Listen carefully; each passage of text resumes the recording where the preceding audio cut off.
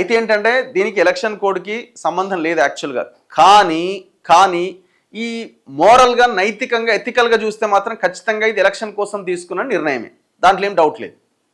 కాకపోతే ఏంటంటే టెక్నికల్గా నిబంధనల ప్రకారంగా చూస్తే ఇది ఎలక్షన్ కోడ్ కిందికి రాదు. ఒక నియోజకవర్గంలో జరుగుతున్న ఎలక్షన్ ఇది, స్టేట్ అంతా ఎలక్షన్స్ ఇంకేదైనా ఉండి కోడ్ అమల్లో ఉంటే అప్పుడు రాకపోయి ఉండొచ్చాము. కానీ దీనికి అది ఇది కాదు. బీజేపీ బీఆర్ఎస్ కుట్రలు, అజారుద్దీన్ క్యాబినెట్లోకి తీసుకొనివ్వకుండా ప్రయత్నాలు, ప్రమాణం చేయించకుండా గవర్నర్ పైన ఒత్తిడి, బీఆర్ఎస్కు లాభం కోసమే. దేశానికి కీర్తి తెచ్చిన క్రీడాకారుడు అజారుద్దీన్ను అడ్డుకుంటారా? రాజస్థాన్లో ఒక ఉప ఎన్నికకు ముందు ఏకంగా అభ్యర్థినే మంత్రివర్గంలోకి బీజేపీ తీసుకుంది. అయిపోయా.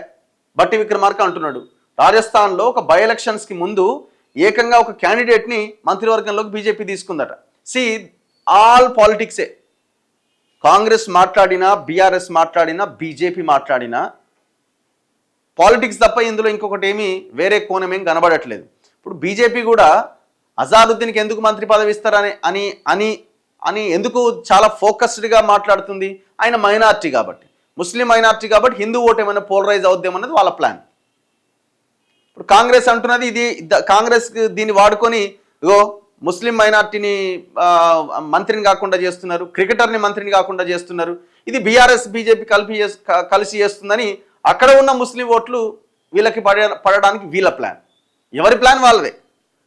ఇది మొత్తం కూడా పాలిటిక్స్ తప్ప ఇందులో వేరే కోణం అనేది కూడా ఎక్కడ ఏమీ లేదు.